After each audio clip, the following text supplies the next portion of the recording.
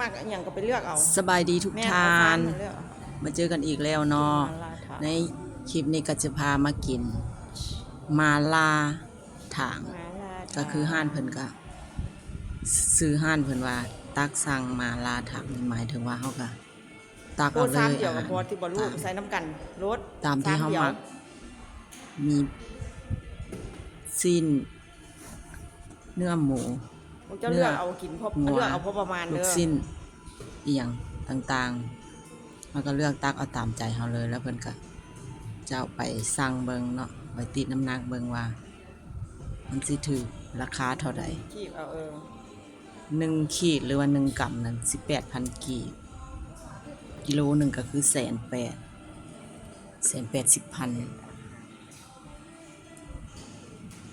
สองสาวก็ตักไปเลยมีผู้หนึ่งเป็นผู้ตักผู้คีบอาหารอีกนางหนึ่งก็เป็นผู้สั่งแต่ว่าบัดผู้สั่งไปแล้วก็มีแต่ตีว่าแต่บ่แซ่บคือสั่งเอามาหลายแล้วว่าข้อยบ่ได้เป็นคนคีบอาหารเจ้าเป็นคนคีบเจ้าก็ต้องกินว่าซ่านตักเอาพอประมาณพักเส้นนี่ยังก็ว่าไป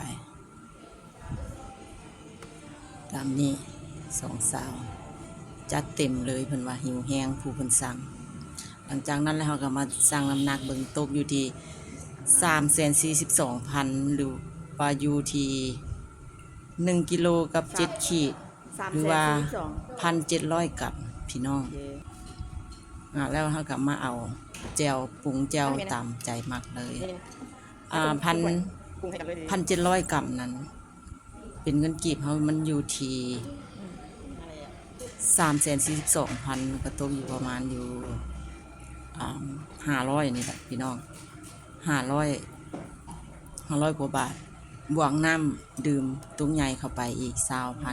20,000งบอาหารมื้อนี้เฮาก็กินอยู่ที่362,000กินบ่หมดพี่น้องอาหารที่เฮาตักมานี่คือกินบ่หมดผู้เพิ่นสั่งเพิ่นก็มีแต่ว่ามากินแล้วมีแต่ว่าเพิ่นบ่มักว่าซั่นก็เลย2คน2สาวนั่นก็เลยได้เบิ้ลอย่างเบิ้ลแบบเสียดายอาหารนั่นนะพี่น้องแบบเสียดายอาหารก็จำเป็นได้กินสิฮอสิทงมากอ่ะคิดอยากอายเพิ่นว่าซั่นจัดไปกินแบบแน่นๆจุกๆอาหารที่เฮาตักมาเนี่ยถ้า4คนนี่ก็จะประมาณพอดีเนาะ3คนนี่แบบแน่นเลยพี่น้องสิใส่ถุงก็น่าอายเพิ่นจำเป็นพากันกินให้มันหมดกินให้มันหมดก็แซ่บเนาะแซ่บมีเนื้อหมูเนื้อปลาเนื้องัวอีหยังก็ว่าไปลูกชิ้นต่างๆนานาหอยก็มีพี่น้องแต่ว่าเฮาบ่ได้เอาหอยปลาหมึกผักก็แล้วแต่ชนิดผักเส้นเพิ่นก็มีหลากหลายเส้นให้เฮาเลือกเส้นมันต้นเส้นหยังก็ครบจบในถ้วยเดียวนี่ทั้งหมดทั้งมวลนี่ก็อยู่ที่ห้านตักสั่งหมาลาถางสถานที่เปิดก็อยู่ที่บ้านบันหลวงเมืองลำน้ำแข็งสีกองเด้อแซ่บงบประมาณนี้ในมือนี้อิ่มแน่นจุกแซ่บซอยพี่น้อง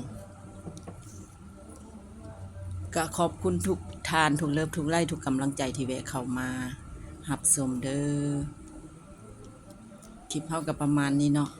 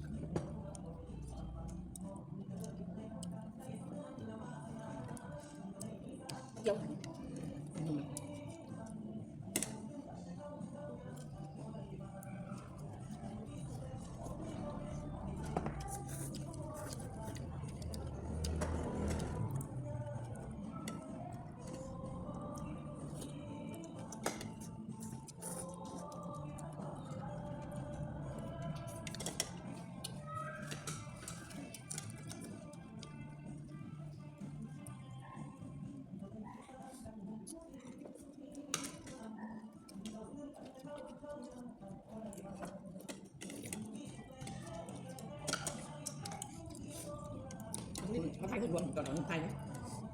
ไทยกินไหมไม่ต้องหนาน้องคุณครูฉันนั่งลงกลุ่มดิในรถไว้หนาเลยโอ้ยตามคนนี้ไม่เห็นแหวนแล้วสลิงมันอยู่ผ่านอยู่อะไรบ้างเอาสลิงมาเห็นไม่เห็นหนาเนี่ยนั่งเลยได้ไทยก็2 คนจะไม่ใช่ไทย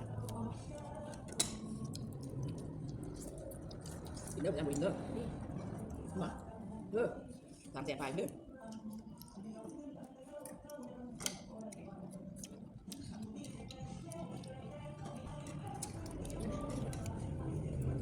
ดูมันคนเลยเด้อทำไมนี่นะหมดเดี๋ยวไม่การสีกินเดียวสี เขาจะเองนะสิ ไม่ดูเอาบริการไม่เอาสีสิเดี๋ยวยังไม่ได้ค่อยตก ต้องน้ เส้นน้ำเส้น ำคนที่กินเดียว ไม่กินเส้นเดียวเส้นเดียวต้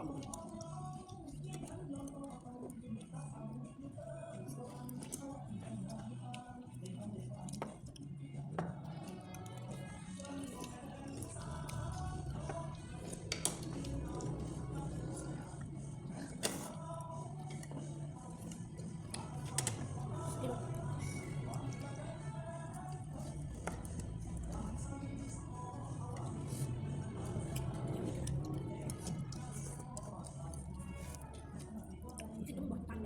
สีสีกันจังกู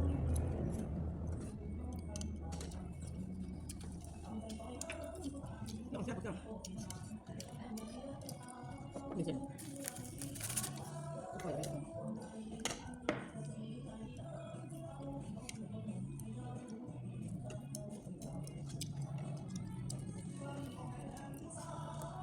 วนถึงไหน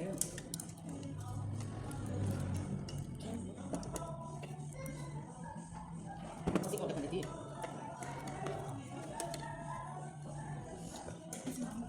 ฮะสิ่งนี้สมความมุ่งมั่นจากงานมันยังมีรถ ไม่ว่าจะขอบคุณไม่เกี่ยวกับ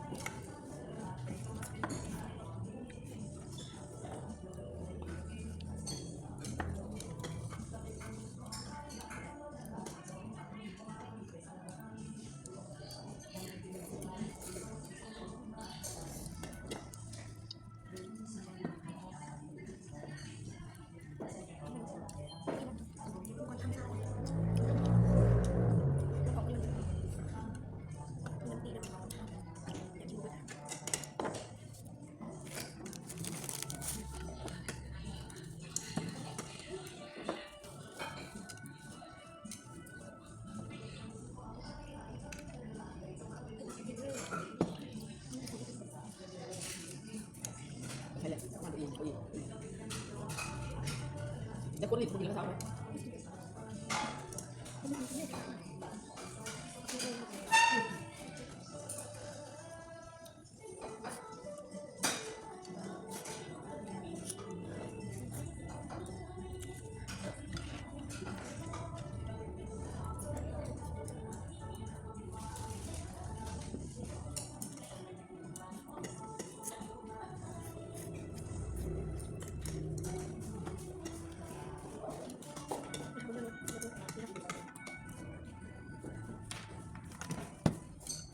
กิน